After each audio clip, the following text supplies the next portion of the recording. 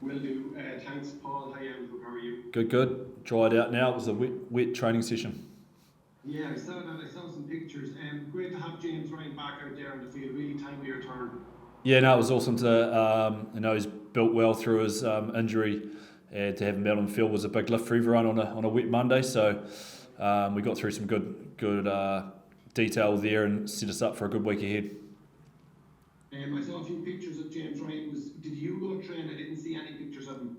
Yeah, he's done well over the last few weeks again to increase his load, and he's back in amongst the training, which is great. And again, to have guys that have worked so hard off the field to come back in, and it provides everyone with a good lift. Just at this time of the season, do you think it's important that the two boys see some action at the weekend ahead of the Champions Cup final?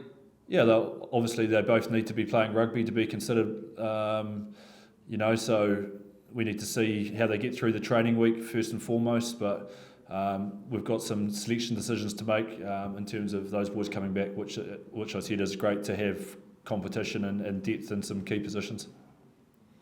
And then Gary as well, just a little bit slower than expected. Where's he at now? Was there a setback, or what exactly is happening there? Yeah, it's just one of those ones that's day to day. It's frustrating for Gary, frustrating for everyone really, because you get through a little bit and then maybe a step back. So it's just one of those ones that we're assessing day to day, and we'll see how he tracks over this week. I see Paul O'Connell there as well. What was the Munster legend adding to the setup this week? It's good to have him in, yeah. Obviously doing the rounds around the provinces, which is great. Connection to have back with the Irish squad, and connecting out with a few of the lads, so it was good to have him in. I guess one of Toulouse's superpowers is they're able to score from anywhere in the field, and your attack this year and over the last couple of games in particular, a lot of flashy play, a lot of offloads, and kind of low percentage offloads as well. Does what Toulouse are able to do to strike from anywhere, does that impact on maybe how you will formulate a game plan against Toulouse? Yeah, you can't give them unstructured ball, so you have to be smart with the way you control the ball, the way you kick, and obviously discipline, because any time they get a chance to play off unstructured, they're a dangerous team. And we're obviously got a big focus on a tough game with Ulster this week up in Ravenhill, into pro games. So there's a lot of similarities, going up to play them, and then how we're going to build for Toulouse the week after. So you're exactly right there. We're going to have to take that opportunity for unstructured attack away from them as best we can. Very good. And obviously Ulster desperate for the points, and Leinster safe in the playoffs, but looking for a home seating. What are you expecting from Ulster this weekend? I think they'll be building in confidence. The performances they've been able to and results they've got over the last few weeks, and great to see Richie. I think he's announced that he's got a couple of years out there, so all those little things will be a boost for them playing at home. My experience with Ulster Leinster games have been one-score games, so there's going to be some pressure moments in the game, and we've got to make sure we come out on top of those as many as we can to put pressure on them at their home ground, to take crowd, etc. out of the game, and to put us in the best position to come out with a performance and a result that we can be proud of, because we're hungry to go up there and have a win, because you said they're desperate, so are we. We're desperate as well. We want to be contending those top couple of positions in the URC, so it's a massive week for us as a club.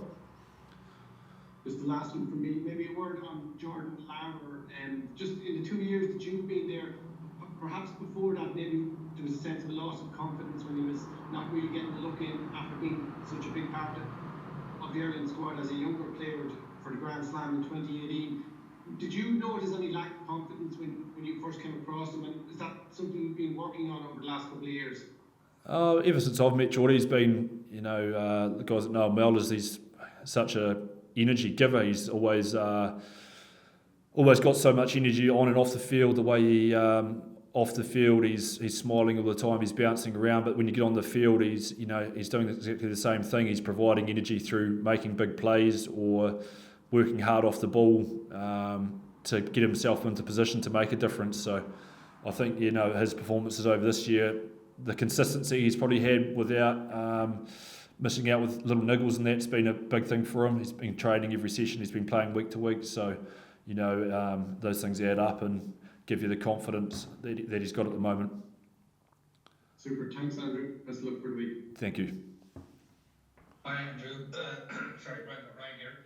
Andrew, I think Leinster have only ever done the double of league and Europe once before, which I suppose just goes to show how difficult it is. How have you guys found mixing and matching resources in the back end of the season, and how difficult or easy is it going through the next couple of weeks?